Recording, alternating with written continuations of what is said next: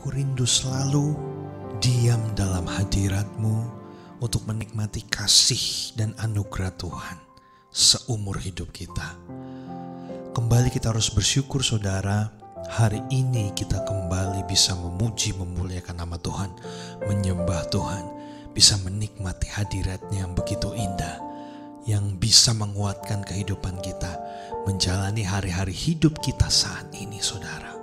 Hari-hari ini saudara, banyak sekali pengajaran-pengajaran yang diberitakan oleh banyak orang. Bukan hanya oleh pendeta saja atau yang memiliki gelar teologi saja saudara, tapi semua orang bisa memberitakan firman Tuhan.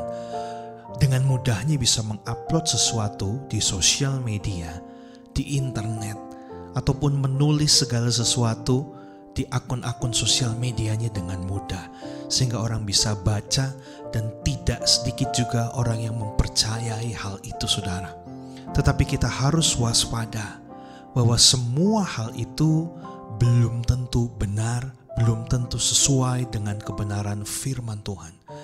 Sebagai umat-umat pilihan Tuhan, kita harus cerdas. Kita harus mengerti betul firman Tuhan yang asli, yang Alkitab tulis, bahkan yang Tuhan kita katakan dalam firman-Nya dalam Alkitab.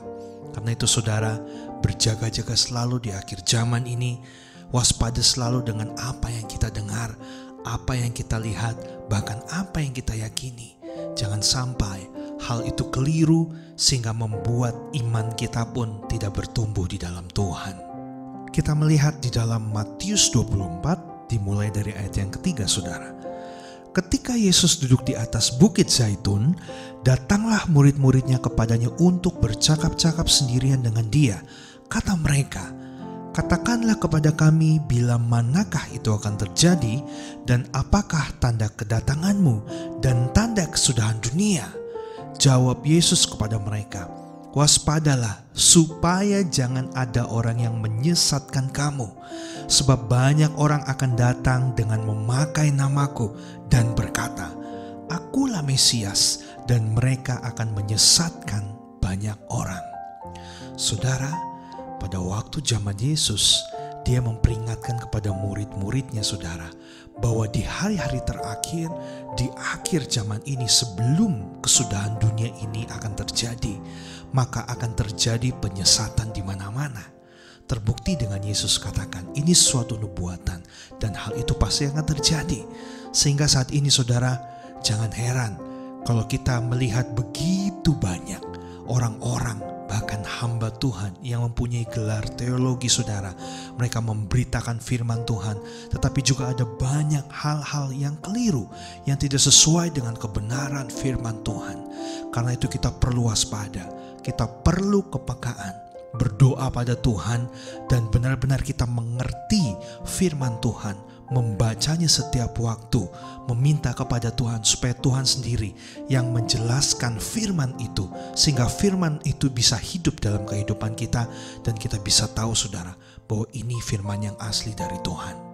Dengan kecanggihan zaman saat ini saudara, maka sangat mudah bagi seseorang bisa memberitakan berita apapun dengan menggunakan sosial medianya, termasuk juga memberitakan firman Tuhan.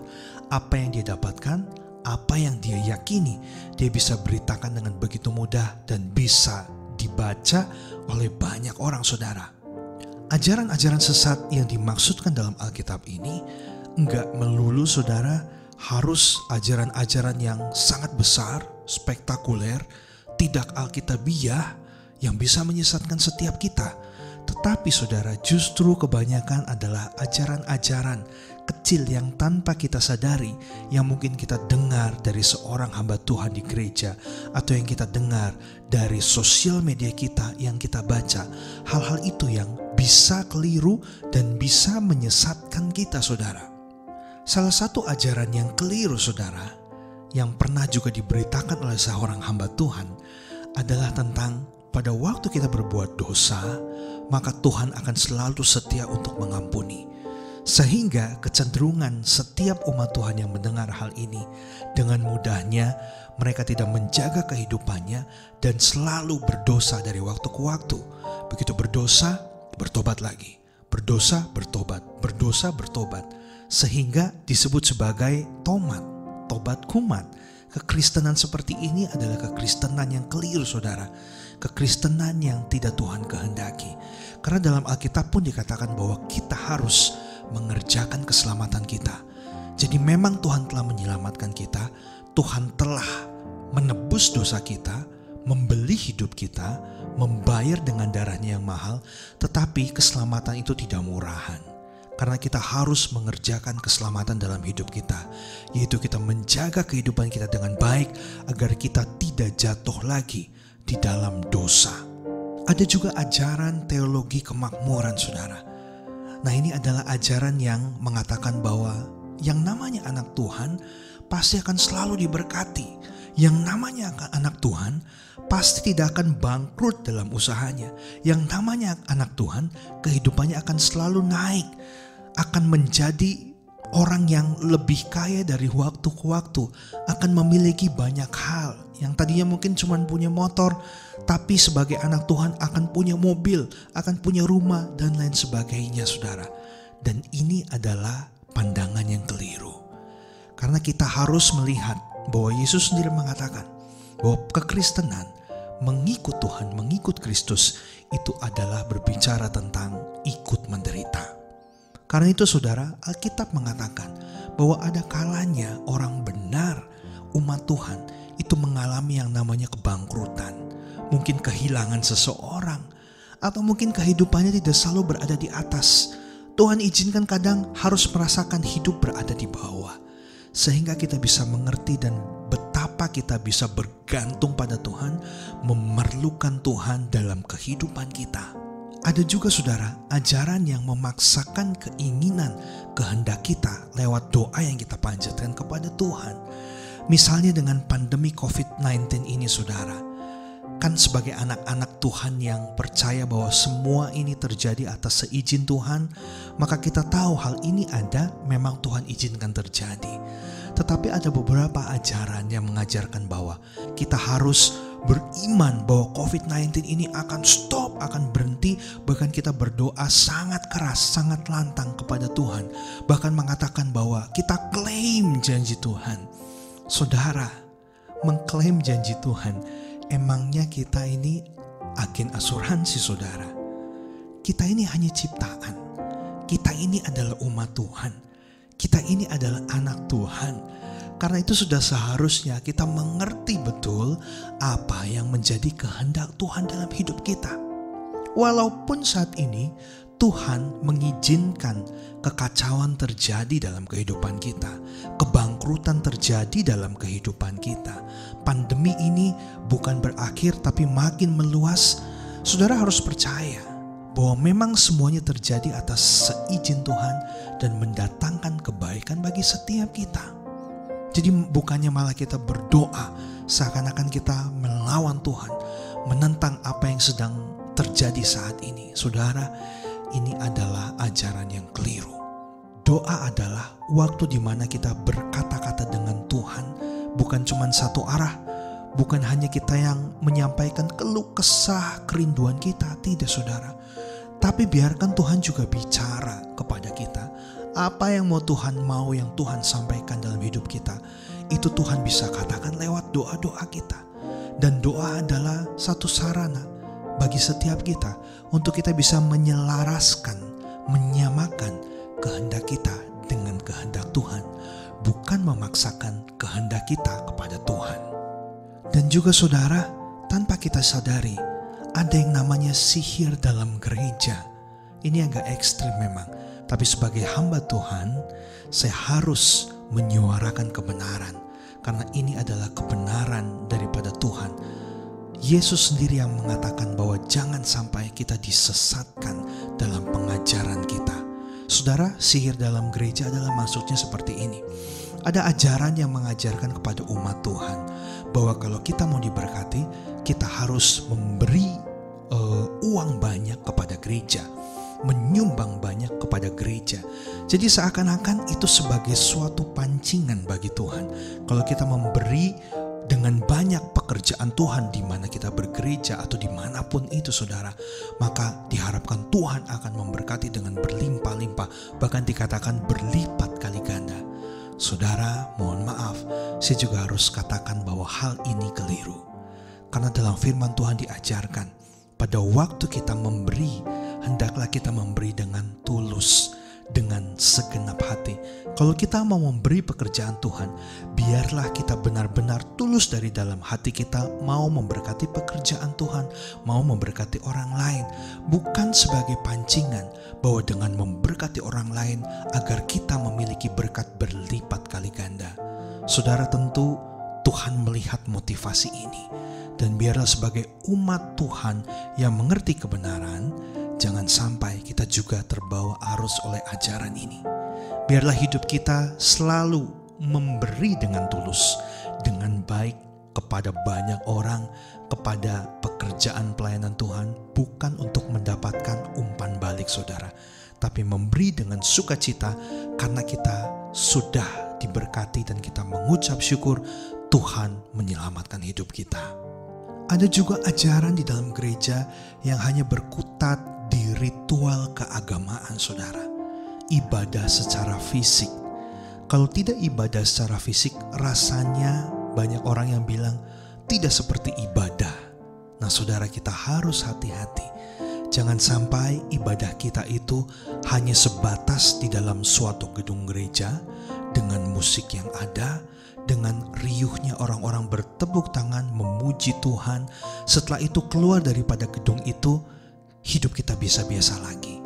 Saudara, saya mau katakan, dari setiap apa yang kami sampaikan di saat menyembah ini, bahwa penyembahan ibadah kita adalah hidup kita. Jadi bukan pada waktu kita berada di dalam sebuah gedung gereja saja, tapi lebih daripada itu, setiap waktu 24 jam Tuhan melihat kehidupan kita, dan itulah penyembahan ibadah yang sebenarnya saudara. Ada juga saudara yang mengkeramatkan benda-benda tertentu yang dituliskan di dalam Alkitab. Misalnya seperti roti dan anggur, ini maksudnya adalah perjamuan, atau mungkin minyak urapan. Saudara, benda-benda ini adalah benda mati. Roti, anggur, dan minyak ini adalah benda mati. Bahwa yang paling penting adalah kehadiran Tuhan dan kuasa Tuhan. Jadi roti, anggur, minyak saudara, itu hanya sebuah simbol. Jangan sampai kita mengkultuskan, jangan sampai kita mengkeramatkan hal itu. Karena hal itu adalah benda-benda biasa, benda mati biasa saudara. Tuhan rindukan lebih daripada itu, yaitu hidup kita saudara. Firman-Nya Tuhan, adanya perubahan dalam hidup kita, itu yang lebih Tuhan mau. Sehingga kalau satu waktu roti, anggur, minyak itu tidak ada, tidak akan menjadi masalah bagi kita. Karena apa? Tuhan rindu pribadi kita. Tuhan mau kita mengerti kebenarannya, bukan mengkeramatkan benda-benda yang Tuhan ciptakan. Itu hanya sebagai simbol saudara. Karena itu jangan sampai kita keliru dengan pengajaran ini.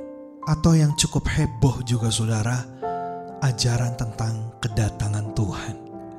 Saudara, banyak hamba Tuhan, orang-orang juga yang memprediksi kedatangan Tuhan, sampai berani mengatakan tahun berapa, tanggal berapa. Kita harus hati-hati. Kita harus jadi umat yang cerdas saudara.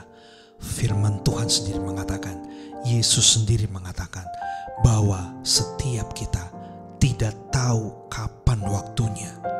Bahkan dia sendiri tidak tahu kapan waktunya itu akan terjadi. Yang tahu hanya Bapa.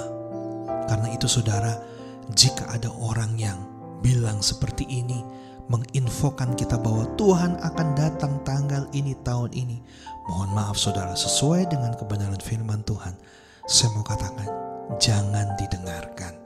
Lebih baik kita mempelajari firman Tuhan secara pribadi. Kalau kita dengan sungguh hati, kita mau membaca firman-Nya, merenungkan firman-Nya, minta Roh Kudus pimpin untuk mengajar setiap kita. Saudara, saya percaya Dia akan memberikan pemahaman kepada kita. Mungkin ayat-ayat atau firman Tuhan yang kita baca sebelumnya itu sudah sering kita baca, Tapi jika kita minta dengan segenap hati, kita mau merenungkannya, maka akan ada selalu hal-hal yang baru yang Roh Kudus berikan, yang Roh Kudus bukakan terhadap firman Tuhan, sehingga kita bisa mengerti tentang kebenaran, saudara. Bagaimana kita bisa membedakan bahwa ini adalah ajaran yang benar-benar murni daripada Tuhan dalam Alkitab, atau ini adalah ajaran yang sebenarnya sudah dimodifikasi, atau bisa kita katakan ini ajaran keliru, sesat. Gampangnya seperti ini, saudara. Jika kita memiliki tas branded dengan harga yang cukup mahal, maka kita akan tahu harusnya tas yang asli, original, atau tas yang bukan asli, atau kita sebutnya itu KW, saudara. Bagi orang-orang pecinta atau pengkoleksi daripada tas-tas mahal ini, jika kita melihat satu tas Gucci gitu, mereknya Gucci, saudara, maka orang pengkoleksi ini dia akan tahu betul dari bentuknya, dari warnanya, dari modelnya, apakah tas merek Gucci ini benar-benar asli atau ini hanya KW. KW1, KW2, KW3. Dia pasti akan tahu. Karena apa? Dia mencintai produk itu. Dia mengkoleksi barang itu, saudara, sehingga dia tahu persis di mana letak perbedaannya. Kalau setiap kita mau punya kepekaan dalam kehidupan ini, bisa membedakan ini ajaran yang benar atau ini adalah bukan ajaran yang benar, saudara, maka lebih dahulu yang harus kita lakukan adalah kita mau mencintai Tuhan dan mencintai firman-Nya. Bukan hanya sekedar membaca, bukan sampai dimerenungkan saja, tapi dengan mencintai firman-Nya kita mau lakukan. Kita berdoa pada Tuhan memimpin, memampukan hidup kita. Dan dari situ kita bisa memiliki kepekaan. Kita bisa tahu, saudara, bahwa ini adalah ajaran yang original, yang sesuai dengan Yesus ajarkan, sesuai dengan Alkitab, atau ini adalah ajaran yang KW, saudara. Ajaran yang manusia buat, karena di dalamnya ada unsur-unsur motivasi, mungkin motivasi yang tidak baik, atau ajaran yang menyesatkan, ajaran yang keliru. Kita pasti akan memiliki kepekaan itu kalau terlebih dahulu kita mau mencintai firman Tuhan itu sendiri. Jadi saudara, jangan mudah percaya dengan ajaran-ajaran yang kita dengar melalui siapapun. Begitu kita dengar satu ajaran, maka kita harus punya waktu khusus untuk kita kembali merenungkan, membaca firman itu, bertanya kepada Tuhan bahwa Tuhan, apakah ajaran ini benar? Kalau tidak benar, biarlah Tuhan sendiri yang akan memberikan pengertian yang benar bagi saya. Nah saudara, kita harus minta kepada Tuhan. Dan tentunya ini kita harus do action. Jangan hanya menunggu. Jangan hanya kita mendengar dari orang lain saja. Tapi biarlah dengan situasi seperti ini kita menjadi anak-anak Tuhan yang mau mencari kebenaran itu sendiri. Pribadi kita yang mau mencintai kebenaran firman Tuhan, maka kita meluangkan waktu untuk kita bisa membaca, merenungkannya, saudara. Matius 24 ayat 23 dan 24, saudara. Pada waktu itu jika orang berkata kepada kamu, lihat Mesias ada di sini atau Mesias ada di sana, jangan kamu percaya. Sebab Mesias-Mesias palsu dan nabi-nabi palsu akan muncul dan mereka akan mengadakan tanda-tanda yang dahsyat dan mujizat-mujizat, sehingga sekiranya mungkin mereka menyesatkan orang-orang pilihan juga. Saudara, firman Tuhan yang mengatakan sendiri bahwa di akhir zaman nanti akan ada banyak seakan-akan orang yang mengaku dirinya Mesias, seakan-akan orang mengaku dirinya adalah nabi daripada Tuhan, yang Tuhan sendiri berbicara kepada dia. Tapi saudara, semuanya perlu diuji. Tuhan yang mengatakan sendiri hal ini, bukan saya, saudara. Yang paling mengerikannya lagi, saudara, bahwa ternyata orang-orang pilihan Tuhan ini berbicara tentang mungkin bukan jemaat biasa, tapi ini bisa hamba Tuhan juga, saudara. Wah, dikatakan umat-umat pilihan Tuhan juga bisa juga tersesat, saudara. Wah, karena kalau kita lihat ini beda-beda tipis ajaran-ajaran yang sudah saya sebutkan tadi. Kalau kita tidak punya kepekaan, kita tidak mau untuk belajar mencintai firman Tuhan, merenungkan, belajar benar-benar, saudara, kita pasti akan mudah percaya dan mungkin kita akan menjadi penyesat juga. Karena kita memahami atau mempercayai hal yang keliru, lalu kita beritakan kepada orang lain. Maka saya katakan bahwa kita juga bisa jadi penyesat juga. Karena itu harus berhati-hati, waspada dengan ajaran kita, saudara. Matius 24 ayat 6-11. Kamu akan mendengar deru perang atau kabar-kabar tentang perang. Namun berawas-awaslah, jangan kamu gelisah. Sebab semuanya itu harus terjadi, tetapi itu belum kesudahannya. Sebab bangsa akan bangkit melawan bangsa, dan kerajaan melawan kerajaan. Akan ada kelaparan dan gempa bumi di berbagai tempat. Akan tetapi semuanya itu barulah penderitaan menjelang zaman baru. Pada waktu itu kamu akan diserahkan supaya disiksa, dan kamu akan dibunuh, dan akan dibenci semua bangsa oleh karena namaku. Dan banyak orang akan murtad, dan mereka akan saling menyerahkan dan saling membenci. Banyak nabi palsu akan muncul dan menyesatkan banyak orang. Dan karena makin bertambahnya kedurhakaan, maka kasih kebanyakan orang akan menjadi dingin. Kita sudah melihat, saudara, hal ini sudah cukup banyak terjadi di tengah-tengah kita. Bahkan pada waktu saya menyampaikan firman ini pun, saudara, beberapa hari lalu juga baru terjadi hal ini di kota di mana kami tinggal, saudara. Dan saya percaya firman Tuhan ini bukan secara kebetulan, karena Tuhan mau setiap kita dalam situasi ini dikuatkan.